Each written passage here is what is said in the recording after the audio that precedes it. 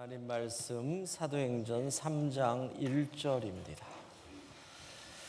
사도행전 강의 27번째 시간 1절에서 10절까지 말씀 제가 받들어 읽겠습니다. 하나님의 말씀입니다. 제9시 기도 시간에 베드로와 요한이 성전에 올라갈새 나면서 못 걷게 된 이를 사람들이 메고 오니 이는 성전에 들어가는 사람들에게 구걸하기 위하여 날마다 미문이라는 성전문에 두는 자라. 그가 베드로와 요한이 성전에 들어가려 함을 보고 구걸하거늘 베드로가 요한과 더불어 주목하여 이르되 우리를 보라 하니 그가 그들에게서 무엇을 얻을까 하여 바라보거늘 베드로가 이르되 은과 금은 내게 없거니와 내게 있는 이것을 내게 주노니 나사렛 예수 그리스도의 이름으로 일어나 걸으라 하고 오른손을 잡아 일으키니 발과 발목이 곧 힘을 얻고 뛰어 서서 걸으며 그들과 함께 성전으로 들어가면서 걷기도 하고 뛰기도 하며 하나님을 찬송하니 모든 백성이 그 걷는 것과 하나님을 찬송함을 보고 함께 읽습니다. 그가 본래 성전 미문에 앉아 구걸하던 사람인 줄 알고 그에게 일어난 일로 인하여 심히 놀랍게 여기며 놀라니라. 아멘. 얼마 전에 인터뷰 기사를 하나 봤는데 반도체 특수 포장 회사인 네페스라고 하는 회사의 이야기였습니다. 네페스라는 말은 히브리어라고 하대요. 영원이라는 뜻입니다. 그러니까 그 오너가 아주 믿음 좋은 그리스도인이었습니다. 임직원이 한 2,000명 되고요. 한 해 매출이 4천억에서 5천억 사이가 되는 이 회사가 음악 경영과 감사 경영을 한다. 그래서 인터뷰가 나온 겁니다. 음악 경영은 뭐냐면 아침 8시 반부터 업무를 시작을 하는데 10분 일찍 나오고 8시 20분부터 9시까지 다 모여서 합창을 한답니다. 그래서 그냥 8시 반부터 업무를 시작할래, 합창 40분 하고 9시부터 할래 그랬더니 직원들이 그냥 합창하겠다고 그래가지고 이제 8시 20분부터 40분 동안 같이 뭐 노래 부르고 그리고 이제 감사 경영은 뭐냐면 회사에서 스마트폰 앱을 감사일기라는 앱을 만들어서 나눠주고 거기에 감사한 일들을 적고 업무를 시작할 때 감사 8계명을 외친다는 거죠. 소리내어 감사하라, 즉각 감사하라, 모든 일에 감사하라, 이런 감사의 계명을 외치고 그 가운데 또 하나가 보니까 예상치 않은 업무가 생겼을 때 감사하자. 참 이 회사 사람들이 제일 싫어하는 일에 감사하자. 근데 제가 왜 이 말씀을 드리느냐 하면 이런 내용이 있더라고요. 그 회사에서 반도체 특수 장비를 만드는데 대당 50억 정도 하는 그 기계에다가 스티커를 붙였대요. 감사합니다. 가동률 100%. 근데 스티커를 붙이고 이전과 이후를 비교했는데 고장 건수가 10분의 1로 줄었다는 거예요. 이게 좀 이상하지 않아요, 여러분? 아니, 우리가 무슨 EBS 다큐멘터리에서도 식물에게 감사합니다라는 말을 어느 식물에게는 하고 이쪽에다가는 꼴 보기 싫어, 넌 참 생긴 것도 꼭 그러냐, 이렇게 하면서 나중에 한 달, 두 달 후에 봤더니 감사하고 칭찬했던 식물은 잘 자라고 맨날 욕했던 식물은 똑같은 환경인데 말랐다, 이런 그 다큐멘터리들 보셨잖아요. 봤죠? 안 본 분은 유튜브 찾아보면 다 나와요. 근데 이 기계는 뇌가 있는 것도 아니고 심장이 있는 것도 아니고 기계에게도 감사합니다 그랬더니 고장 건수가 10분의 1로 줄어들었다는 게 이게 참 놀라운 거예요. 근데 이게 이분의 이 강연을 듣고 포스코에도 그런 스티커를 붙였고요. 심지어 해군 부대 함포에도 그런 걸 붙였대요. 그랬더니 사격률이 높아지고 막 뭐 그런 일이 벌어졌다는 거예요. 놀라워요. 감사가 이런 능력이 있구나 하는 생각을 하게 되는 거죠. 그런 의미에서 옆에 있는 분에게 이렇게 감사합시다. 옆자리에 앉아주셔서 감사합니다. 예. 갑자기 감사하니까 옆에 있는 분이 예뻐 보이고 그러죠. 다음 주일은 우리가 올 한 해 하나님께서 베푸신 은혜에 감사하는 추수감사주의를 지키게 됩니다. 그래서 오늘은 어떻게 해야 감사할 수 있을까를 말씀을 통해 생각해 보려고 하는 겁니다. 그래서 오늘 말씀을 듣고 여러분들이 하실 일은 한 주 동안 내게 일어난 일들에서 감사를 찾으시는 겁니다. 힘들었다고 인상 쓰지 마시고 억지로라도 감사를 찾아서 모아진 풍성한 감사로 다음 주일 하나님을 영화롭게 하는 예배에 임할 수 있기를 바랍니다. 자, 우리가 사도행전 강해를 통해서 지난 2주 동안 오늘 본문 나면서부터 걷지 못했던 한 사람, 성전 미문에 앉아서 평생을 구걸했던 사람이 예수의 이름으로 일어나 걷게 되는 이 본문을 보았습니다. 근데 오늘은 이 본문을 감사라고 하는 관점으로 바라보는 겁니다. 같은 본문인데, 자, 이 본문에서 이 사건에서 우리가 생각할 수 있는 감사는 무엇이 있을까요? 감사의 조건을 생각해 보는 겁니다. 첫 번째는 나면서부터 장애를 가진 이 사람을 볼 때 우리가 일반적으로 쉽게 할 수 있는 감사는 뭐겠어요? 나는 이런 어려움이 없으니 감사하다. 이게 뭐예요? 비교에 의한 감사라는 거예요. 비교에 의한 감사. 여러분, 이거 나쁜 거 아니에요. 우리가 감사를 훈련하는 데 있어서 첫 번째 출발점은 거의 비교 감사부터 시작하는 거예요. 저 사람은 나보다 더 아프네. 저 사람보다 덜 아파서 감사하다. 저 사람보다 덜 실패해서 감사하다. 우리 집 아이가 사춘기를 험하게 하고 있지만 옆집하고 보니까 우리 애는 천사다. 그래서 감사하다. 이 비교에 의한 감사, 이거 중요한 훈련이에요. 그러나 아셔야죠. 이런 감사는 첫걸음이지 종착점은 아니라는 거예요. 여기서 더 성숙해져야 된다는 거지요. 왜냐하면 비교는 나보다 못한 사람을 볼 수도 있지만 나보다 뛰어난 사람을 볼 수도 있게 하기 때문에 그런 거지요. 나보다 돈이 없는 사람, 나보다 학력이 부족한 사람, 나보다 힘이 부족한 사람을 보고 감사하는데 어느 날 나보다 돈이 많은 사람, 나보다 더 많이 배운 사람, 나보다 더 힘이 센 사람을 만나면 그때는 우리의 감사가 사라지게 된다는 거예요.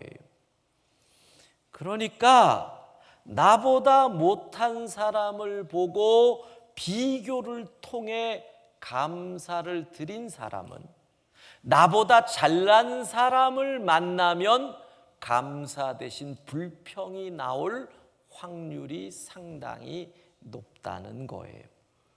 여러분, 시작은 비교를 통해서 할 수 있어요.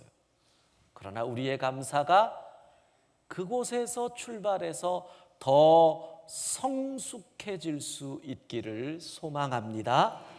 두 번째, 비교에 의한 감사를 본문에서 본다면 또 다른 감사는 내가 가진 그것을 스로 인해서 드리는 감사예요. 무슨 말인가 하면 나의 소유, 그 말은 내게 주신 그것, 또 다르게 표현해요. 내가 받은 은혜로 인한 감사인 거예요. 무슨 말씀이냐 하면 성전 미문에 있는 이 사람을 우리 좀 더 생각해 보자고요. 2000년 전에 복지라고 하는 시스템이 갖춰져 있지 않던 그 시대에 나면서부터 장애를 가진 그 사람이 성경의 나이가 40여 세였대요. 그 시대의 평균 수명이 30대 중후반이었어요. 여러분, 그러면 그 사람이 40여 세가 되도록 살 수 있었다는 것에는 우리가 생각하지 못한 수많은 사람들의 도움이 있었기 때문에 가능하다는 거예요. 혹시 지금 말로 하면 앵벌이를 시켰을지 모르지만 아침마다 저 사람을 데리고 와서 성전 미문에 앉혀서 구걸하게 해준 조직이 있었어요. 그 조직이 나쁜 조직인지 좋은 조직인지는 모르지만 그런 사람들이 있었어요. 그 다음에 생각해 보세요. 지금도 제일 구걸에 있어서 중요한 게 뭐예요? 장소예요. 성전 미문은 세상 말로 하면 구걸에 있어서는 명당 중에 명당인 거예요. 예루살렘 성전을 향한 유대인들의 생각은 하나님이 거기 계시다예요. 그곳에. 그래서 그 성전을 향해서 기도를 했던 거예요. 그러면 보세요. 자, 성전에 하나님을 만나러 지금 가는데 앞에서 누가 구걸을 해요? 장애인이. 동전 줘요? 안 줘요? 하나님을 만나러 복 받으러 가는데 내가 뭔가 착한 척을 해야 하나님이 주실 거 아니에요. 그러니까 그 자리가 명당인 거예요. 아무나 못 있는 거예요. 몰라요. 독수리파가 뒤에서 봐줬는지 그런 건 잘 모르겠어요. 하여간 그 자리를 차지할 수 있었던 것도 이게 보통 복을 받은 게 아닌 거죠.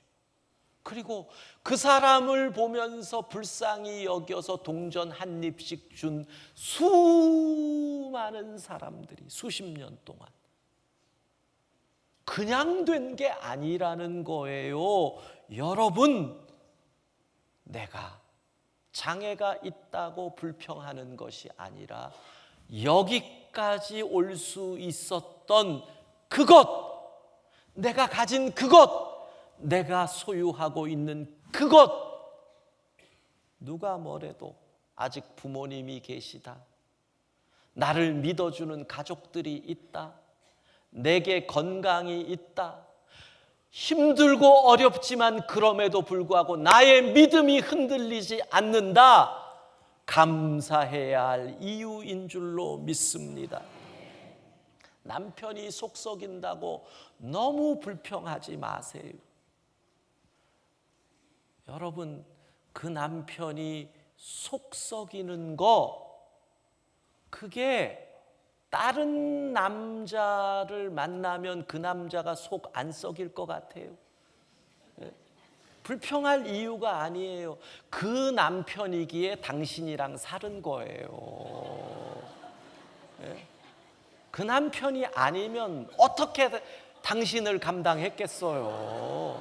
남편 속 썩인다고 뭐라 그러지 말고 이런 남편이 있는 게 내게 주신 은혜구나라고 이를 악물고 감사할 수 있어야 된다라는 거예요. 눈이 열리면 감사가 돼요. 깨달을 수 있기를 바랍니다.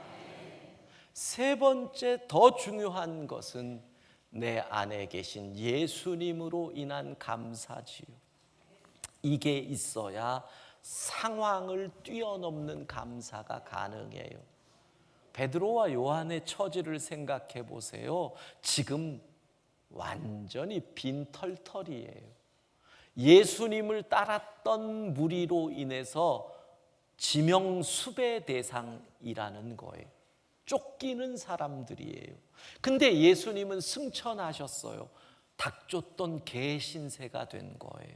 평생을 투자한 예수님이 홀로 가시고 쪽박 찬 신세예요. 오죽하면 성전에 올라가는데 돈 한 푼 없을까요? 요즘하고 달라요. 요즘은 지갑이 비어도 신용카드가 있으면 돼요. 그 시절은 비면, 여러분 20, 30년 전 생각해 보세요. 친구들 만나러 갈 때 제일 중요한 게 지갑 채우는 거잖아요. 지갑이 비어 있으면 남자들은 바깥에 나가지도 못하던 시절 생각해 보세요. 아무것도 없다는 거예요. 누구와 비교해도 내가 부족해요. 내가 가진 것도 없어요. 그런데 베드로와 요한은 정확히 알았어요. 우리는 가진 것이 있다. 성경은 내게 있는 이것, 나사렛 예수 그리스도, 사랑하는 성도 여러분, 내게 있는 이것, 예수 그리스도 그분이 계시다면 우리는 어떤 상황에도 충분히 부족함 없는 줄로 믿습니다. 한번 생각해 보실래요? 여러분, 모든 게 다 떨어질 때가 있어요. 시간도 떨어지고, 남은 시간이 얼마 안 남았다고요. 돈도 떨어지고, 건강도 떨어져서 이제 숨이 깔딱깔딱할 때 무엇이 나를 평안을 줘요? 예수 그리스도. 예수 그리스도를 믿는 그 믿음만이 우리를 온전케 해준다는 거예요. 예수 그리스도, 누구와 비교해서 부족할지라도 주님이 우리와 함께 하신다면 우리는 감사할 수 있는 거예요. 2017년 여러분과 함께 하시는 예수 그리스도를 삶의 자리에서 누렸다면 우리는 감사해야 할 줄로 믿습니다. 해마다 추수감사주일이 다가오면 한 2주 동안 제가 혼자서 감사 부흥회를 한다. 매년 그런 말씀을 드리잖아요. 뭘로 하느냐 하면 작년 추수감사주일에 여러분들이 드렸던 감사 헌금 봉투를 제가 모아놓고 이제 2주 전부터 제 방에서 감사 헌금 봉투를 끄집어내가지고 이제 여기 감사 헌금 우리는 제목을 적게 돼 있잖아요. 그럼 제가 이제 그거를 혼자 읽으면서 또 어떤 분들은 이게 부족해서 이 안에다가 또 수북히 쓰는 분들이 많이 계셔요. 그럼 막 꺼내서 읽으면 혼자서 웃다가 혼자서 울다가 혼자서 박수 막 쳤다가 무릎 두드렸다가 아주 가관이 아닙니다. 만약에 누가 몰래 카메라 찍어놨으면 저 사람이 제정신일까 그러고 이걸 갖고 붙잡고 기도하고 축복하고 그러니까 부흥회잖아요. 감사 부흥회를 하는데 올해도 근데 2016년 감사의 내용이 전년보다 늘어난 게 뭐가 늘어났느냐 하니까 주일에 남편이 제 옆에서 예배드리니 감사합니다. 요게 좀 늘었어요. 그러니까 이 자리에 아내 때문에 억지로 와 계신 남자분들이 계시면 여러분의 이 1시간의 종교 사역으로 인해서 여러분의 아내들이 무척 행복해한다. 그 정도만 생각해도 이 시간이 괜찮은 거예요. 그러다가 어느 날 말씀이 꽂히면 이게 예배가, 종교 사역이 예배로 변화되는 거니까 내가 이 자리에 있는 것만 해도 내 아내가 행복하게 생각하는구나. 그러면 견딜만 하잖아요. 그런 감사가 있었고요. 또 특이한 감사는요, 내가 이걸 보면서 이걸 어찌 해야 되나 그랬는데 미등록으로 거의 1년을 다니면서 받은 한없는 은혜와 복에 감사드립니다. 하여간 이 무적 차량들이 많이 있어요. 이분은 등록은 했나 모르겠는데 미등록이라고 이름도 안 써놓은 거예요. 여러분, 등록하고 다니면 복이 갑절이 임할 줄로 믿습니다. 어느 집사님은 2016년 1월부터 기도 제목이 그거예요. 수많은 위기를 통해서 감사드립니다. 그리고 안에 봤더니 앞에는 위기를, 그리고 안에 이제 종이를 한 장 가득 넣어놨어요. 1월 달에 2016년 1월에 본인 회사 제품을 보관했다가 대형 마트에 납품과 배송을 하는 물류 창고에 화재가 나서 제품이 전소가 됐대요. 4월에는 5년 전에 세금 신고를 했을 때 세무사가 실수로 기장을 한 게 사후 조사에 걸려서 세금 추징을 세무사의 실수로 6억여 원을 추징을 당해요. 5월 달에는 본인 회사의 생산 현장 일부분에 화재로 소실을 당했대. 그러니까 이런 일이 생기니까 스트레스가 많았던 거예요. 5월 30일 날 쓰러져서 119로 실려가서 병원에 입원을 제법 했대. 그러니까 그 외에도 많은 위기가 있었는데 이분이요, 거기서 감사의 조건을 찾는 거예요. 감사를 쓰셨어요. 위기를 기회로 삼아서 발전된 변화로 이끌 수 있는 지혜를 주셔서 감사합니다. 일시적인 건강에 위기를 주심으로 나쁜 습관들을 버리게 하시니 감사합니다. 그 전에 술 담배를 했는지는 모르겠는데 하여간 쓰러지고 나니까 나쁜 습관을 버렸다는 거예요. 세 번째, 금전적 손실이 많으나, 그렇잖아요. 6억 얼마 세금 추징당했고 화재 났고, 그런데 감사하고 믿음으로 나아가니 다른 부분으로 손실된 부분을 다 채워주시는 하나님의 역사를 체험하게 하시니 감사합니다.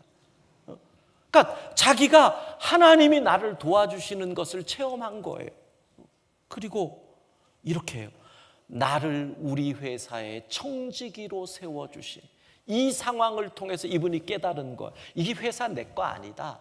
하나님이 주인이고 나는 청직이다. 이걸 또 깨달은 거예요. 나를 우리 회사에, 그렇잖아요. 내 거면은 불나면 내게 손해지만 하나님 거면 하나님 손해니까 하나님이 알아서 해주실 거 아니에요.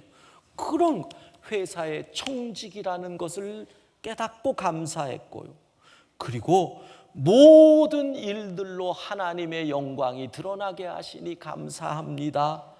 그리고 마지막 감사가 이거예요. 그래서 날마다 감사하며 살게 하시니 더 감사합니다. 깨달으면 감사하게 되는 줄로 믿습니다.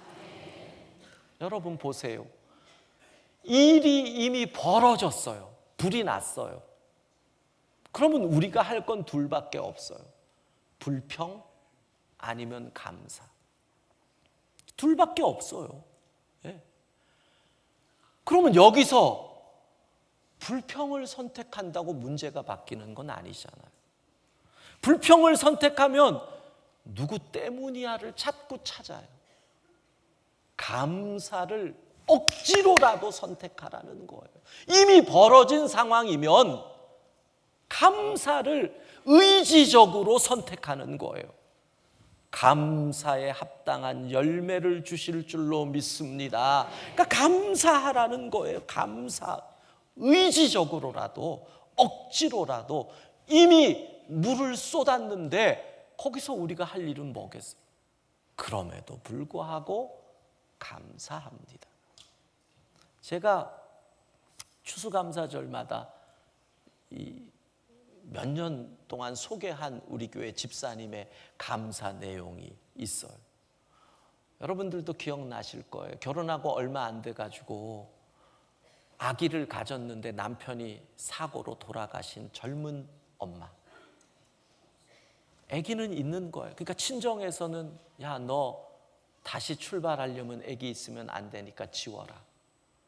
근데 본인이 아기를 낳기로 결단을 하고 유복자죠.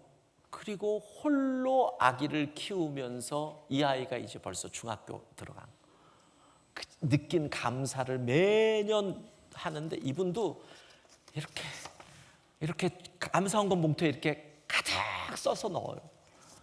읽기도 어려워요. 얼마나 작은 글씨로. 제가 점점 나이가 드니까 이게 필요한 거예요. 이게. 근데 이번에는 진짜 은혜를 받았어요. 제가 이 아이가 2015년에는 학교에서, 초등학교에서 전교 부회장이었는데 2016년 작년에 올라온 거 보니까 전교 회장이 됐어. 전교 회장이 된 거. 선생님을 찾아가서 상담을 했는데 선생님이 얘는 좀 특별한 것 같다고. 무슨 질문이었느냐면, 너의 삶에서 가장 중요한 것이 무엇이냐, 이런 질문을 한 거예요. 그러니까 가치관이죠. 근데 이 초등학교 6학년짜리가 뭐라고 대답을 한 줄 아세요? 쓴 게 중요한 얘기가 나오니까 이렇게 집중하라고 음악 소리가 막 나오잖아요. 보통 그 애들 뭐라고 써요? 엄마, 아빠, 가족. 근데 이 애가 감사. 자기의 인생에 있어서 가장 중요한 건 감사라는 거예요. 초등학교 6학년짜리가. 그래서 집에 와서 물어봤대요. 왜 너는 그렇게 썼니? 그랬더니 이 아이의 말이, 예수님의 희생과 사랑을 받고 사는데 당연히 감사하며 살아야지. 이야, 내가 부끄럽더라고요. 예수님의 은혜를 받으며 사는데 당연히 감사하며 살아야지. 초등학교 6학년짜리 아이의 고백이에요. 그리고 그 다음 말이 뭔 줄 알아요?